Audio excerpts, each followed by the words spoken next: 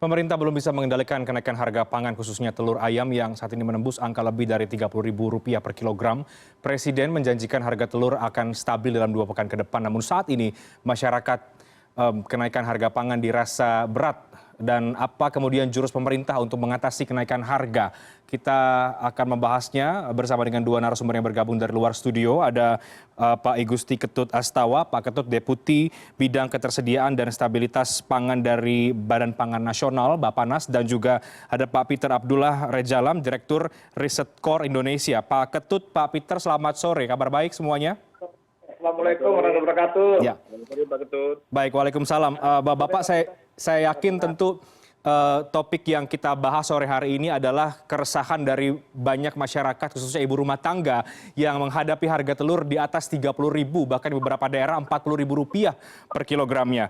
Pak Ketut, jadi apa jurus yang akan diambil oleh Badan Pangan untuk bisa mengendalikan, membuat kembali harga telur ayam stabil? Baik, terima kasih Pak Sirait, Pak Rijat. Salam hormat buat Pak Peter nih, salam kenal. Pertama gini Pak, artinya tatkala ada kenaikan harga telur ini, kita harus tahu dulu problemnya kan. Problemnya ini kan ada beberapa hal. Yang pertama adalah tadi apa yang disampaikan oleh Bapak Presiden, bahwa adanya kenaikan daripada pakan. Yang kedua adalah normalnya kebutuhan. Normalnya kebutuhan ini juga artinya ada kenaikan permintaan sehingga akan terjadi juga kenaikan harga. Yang ketiga adalah stabilisasi atau produksinya stabil. Jadi namanya telur kan tidak bisa tiba-tiba kita produksi banyak, tidak kan begitu. Sehingga dia produksinya normal seperti itu, sehingga sementara kebutuhannya naik, sehingga adalah terjadi beberapa kenaikan harga yang sudah kita lakukan beberapa kali langkah-langkah untuk menurunkan harga. Nah, apa jurusnya yang akan kita lakukan? Yang pertama kali adalah kami sudah mengajak semua stakeholder, dalam hal ini teman-teman peternak, untuk menurunkan harga. Kenapa? Karena kami sudah mengonsepkan harga acuan yang baru. Harga acuan yang baru kenormalannya adalah 22 sampai 24. Kemudian di konsumen adalah 27.000. Nah, karena tiba-tiba isu kenaikan kebutuhan yang begitu melonjak, artinya ada kenaikan kebutuhan, maka harga menjadi naik. Oleh karena itu, langkah-langkah pertama yang kami lakukan adalah yang akan kami lakukan yang mendesak ini adalah operasi pasar. Di samping ke depan adalah bagaimana membangun sistem penunggasan yang lebih lebih adil. Demikian yang bisa kami sampaikan, Pak Rijat. Baik, Pak Ketut, operasi pasar dan penetapan harga acuan ini pernah juga dilakukan ketika komoditas yang lain susah ataupun harganya mahal, katakanlah minyak. Bagaimana Anda bisa yakin bahwa ini bisa mengendalikan harga? Begini, produksi telur kita sebagaimana disampaikan Pak Menteri tadi kan cukup stabil. Yang surplus, pertama Pak, kita masih surplus sebenarnya. Ya. Artinya dengan pola operasi pasar, saya yakinkan dan bisa diyakinkan bahwa itu akan kembali bisa normal dan terbukti. Sekarang kan sudah mulai turun dari 32 turun ke 30. Kemudian di farm sendiri sudah dari 27 sudah sekarang ada beberapa farm sudah menjual antara 25 sampai 26. Artinya kecenderungan turun sudah ada. Nah, ke depan kita akan bergerak terus sehingga kita berharap kepada kesetimbangan yang baru. Artinya harga yang ada sekarang ini akan menuju kesetimbangan yang baru. Sehingga dengan tadi kenaikan pakan dan lain sebagainya akan membentuk kesetimbangan baru yang relatif membuat petani juga tidak rugi, kemudian di hilirnya tidak terlalu diberatkan. Demikian, Pak. Baik, saya ke Pak Peter. Pak Peter, dari kacamata Anda, apakah antara problematika yang tadi sudah diidentifikasi oleh Pak Ketut dan teman-teman di Badan Pangan dan langkah yang diambil dengan operasi pasar dan juga menetapkan harga acuan Rp24.000, ini sudah tepat untuk menjawab permasalahan yang ada soal harga telur ayam ini? Ya, Mas, saya kira apa yang disampaikan oleh Pak Ketut tadi ya menjelaskan sebagian dari faktor penyebab kenaikan harga pangan khususnya telur dalam hal ini, ya, yaitu mulai normalnya permintaan sementara produksi masih terbatas. Ya. Di tengah kondisi yang mobilitas masyarakat sudah mulai pulih, ya, permintaan sudah pulih, ini memang permintaan akan barang-barang pangan kita semakin meningkat. Sementara di sisi lain kenaikan dari produksi barang-barang pangan kita khususnya telur masih relatif terbatas, ya, masih stabil. Sehingga ada gap antara permintaan dengan pasokan. Ya. Nah, yang menariknya adalah dengan kondisi seperti itu, kalau kemudian Pak Ketut tadi menyampaikan solusinya adalah operasi pasar, ya pertanyaannya tentunya adalah kembali operasi pasar itu menggunakan suplai dari mana? Ya ini yang akan menjadi kendala kita, ya karena tentunya ini harus dijelaskan oleh pemerintah. Kalau ada selisih atau gap antara permintaan dan penawaran, ya tentunya ini tidak bisa dijawab hanya dengan sekedar mengatakan akan ada operasi pasar. Itu tidak dijelaskan sumber suplainya dari mana. Karena kan persoalan ini kan dari si suplai yang terbatas tadi. Itu yang pertama. Yang kedua adalah selisih harga ini, ya adanya harga yang begitu tinggi di tingkat konsumen, tadi juga disebutkan oleh Pak Menteri. Khawatirnya, dan ini biasanya terjadi, itu adalah tidak dirasakan oleh di tingkat petani. Ya. Harga di tingkat petani ya tidak setinggi itu. Jadi yang melebar itu adalah gap antara harga di tingkat produsen petani dengan harga di konsumen. Ya, yang artinya ini ada permasalahan yang umumnya terjadi apa itu, Pak? Spekulan kah atau apa? Distribusi kita adalah bermainnya di level pedagang. Ya. Nah, ini faktor di pedagang ini saya kira juga banyak dipengaruhi oleh isu-isu yang terjadi belakangan ini. Ya. Makanya disebutkan kalau pemerintah sudah mulai sibuk ngomongin adanya isu kenaikan harga BBM, harga yang lain-lain, BBM-nya belum naik, harga yang lain udah naik duluan. Ini bisa juga menjadi faktor penyebab kenaikan dari harga telur dan harga pangan yang lain. Oke, berarti ada di distribusi juga ya Pak Peter persoalannya, kalau kemudian Anda membaca bahwa ini bisa jadi kemudian ada di permainan di pedagang. Ini kan agak klasik ya sebetulnya, hanya berbeda-beda komoditasnya saja begitu. Sekarang telur yang lalu-lalu komoditas yang lain, Pak Peter. Saya kira kita paham ya, hampir semua komoditas pangan kita kan ada permasalahan di distribusi dan juga bermainnya para pedagang di dalam penetapan harga. Ya, ini ya saya kira permasalahan klasik yang memang menjadi tantangan bagi pemerintah, bagi kita semua untuk menyelesaikan supaya benar-benar apa yang terjadi di tingkat konsumen itu bisa dirasakan juga dinikmati di tingkat produsen, ya bukan hanya dinikmati oleh para pedagang. Oke. Baik, saya kembali ke Pak Ketut. Pak, ada 2 poin tadi. Pertama, kalau kemudian mau ada operasi pasar, suplainya dari mana ini perlu dijelaskan. Dan kedua adalah bagaimana dengan kemungkinan ini ada yang bermain di level pedagang. Ini kan juga harus dicari dan diidentifikasi betul bahwa kalau kemudian ada kemungkinan ada yang bermain di level pedagang sehingga harga menjadi naik. Baik, terima kasih Pak Arnya, Pak Peter. Saya mungkin luruskan satu hal dulu. Yang pertama, berdasarkan data yang kami punya, pada saat kenaikan harga ini, posisi harga di farm itu sampai 27 sampai 28. Artinya sebenarnya normal. Ada kenaikan yang cukup besar di farm sebenarnya. Artinya saya ingin mengatakan tidak ada permainan di tengah. Saya ingin mengatakan begitu, tidak ada mafia. Artinya memang data yang kami miliki adalah di farm dari 27 sampai 28. Bahkan ada yang 29. Itu di sentra. Nah kemudian sampai di ujung sampai 32 karena dia pengemasan dan distribusi dan sebagainya. Saya kira masih normal di tengah sampai hilir masih normal posisinya menurut saya. Memang di awalnya agak tinggi. Nah yang kedua, Bapak Ibu mohon juga dilihat teman-teman. Saya kira di bulan Februari kalau tidak salah betapa turunnya harga telur.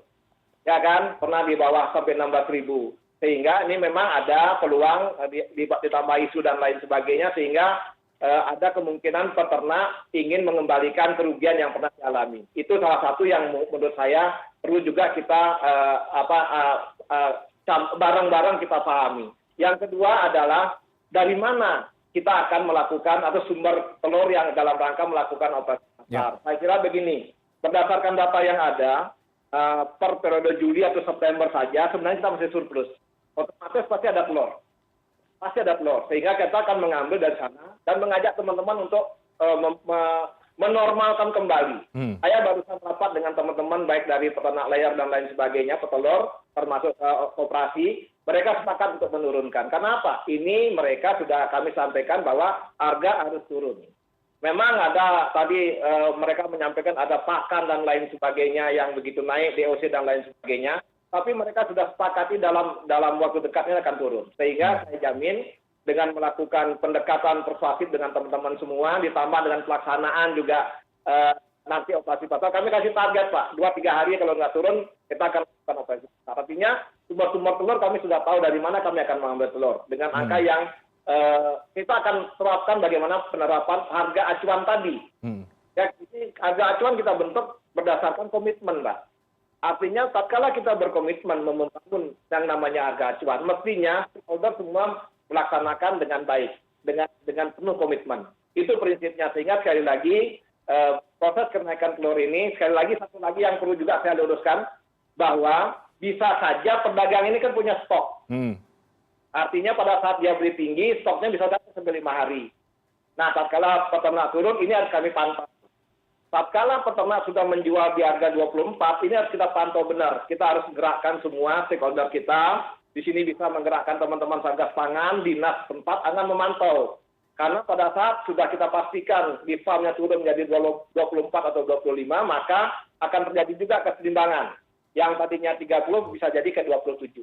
Harapan kita begitu, sehingga kita harus bareng-bareng, tidak mungkin Satgas Pangan teman-teman Badan Pangan sendiri bekerja, tapi ini melibatkan semua pihak, baik itu Satgas Pangan termasuk juga pelaku usaha, sehingga kita bisa bareng-bareng mengajak, untung boleh tapi jangan memaksa, menyusahkan masyarakat. Banyak untung boleh, tidak dilarang untung, tapi benar-benar yang banyak untungnya. Demikian mungkin yang bisa saya sampaikan. Terima kasih. Baik, Pak Peter, dengan situasi yang ada yakin bahwa dalam 2 pekan seperti yang dijanjikan oleh Presiden, harga telur akan kembali stabil, dan apa yang menurut Anda perlu disiapkan oleh pemerintah ketika diproyeksikan bahwa sampai dengan akhir tahun nanti harga pangan akan mengalami kenaikan? Tapi dijawab nanti, kita break dulu, kami akan segera kembali.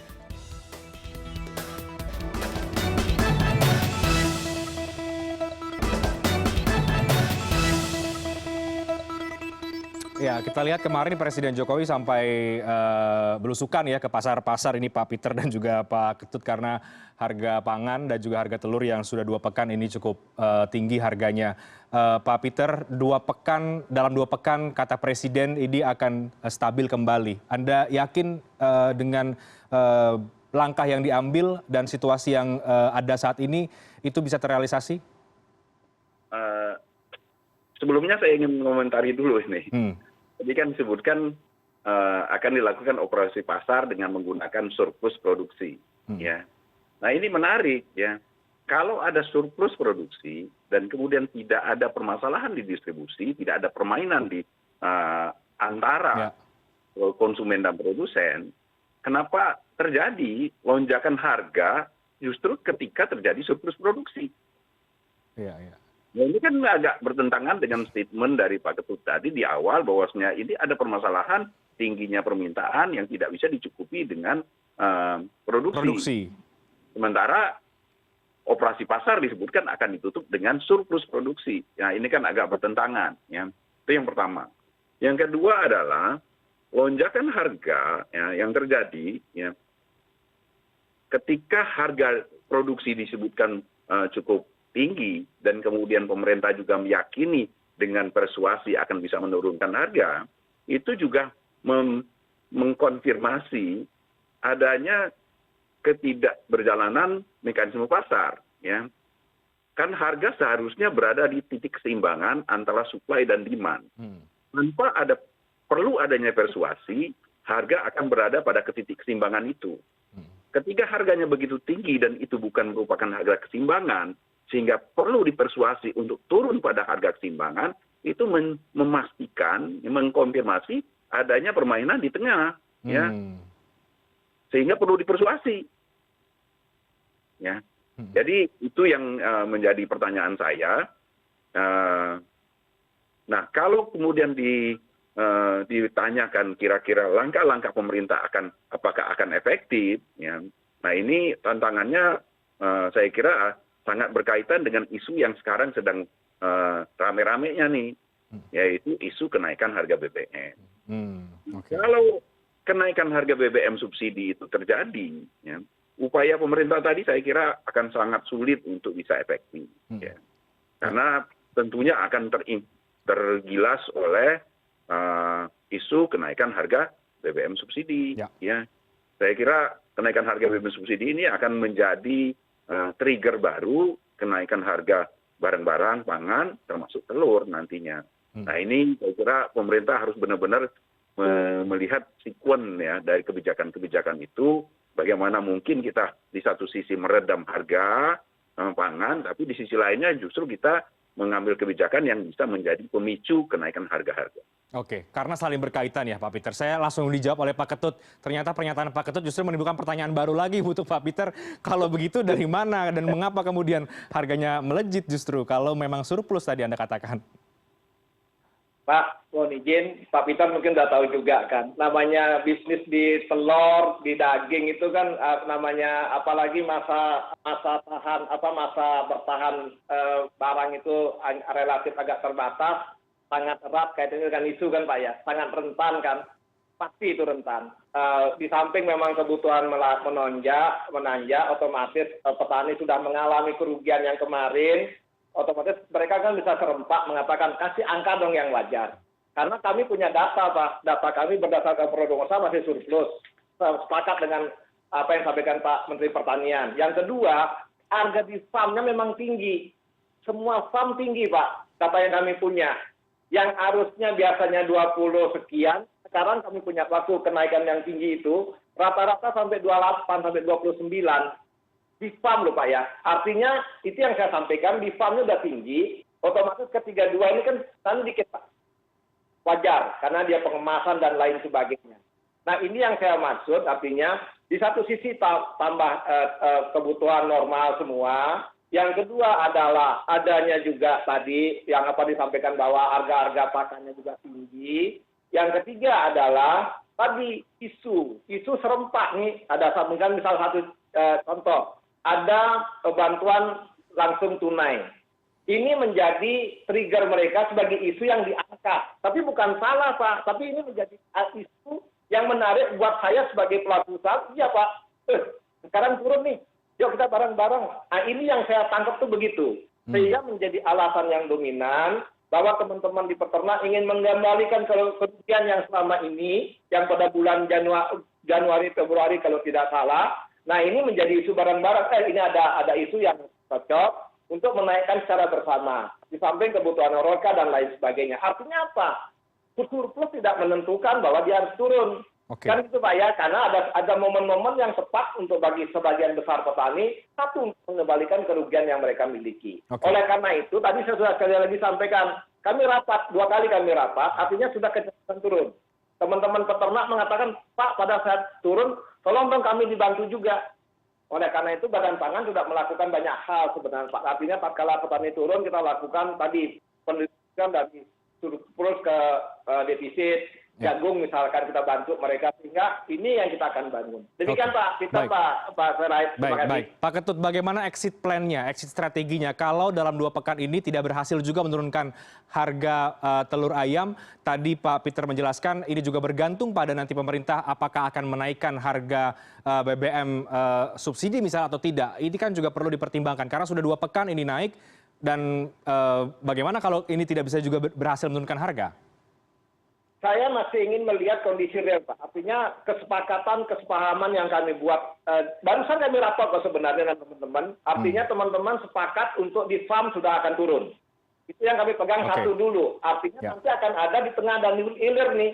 Nah, tengah dan hilir ini akan kami bergerak semua menggunakan teman-teman Satgas harus bareng-bareng turun untuk mengajak, menghimbau. Karena tadi ini berbicara terkait bagaimana konsumen mendapatkan harga yang wajar. Bukan harga yang murah, Pak, ya, tapi harga yang wajar.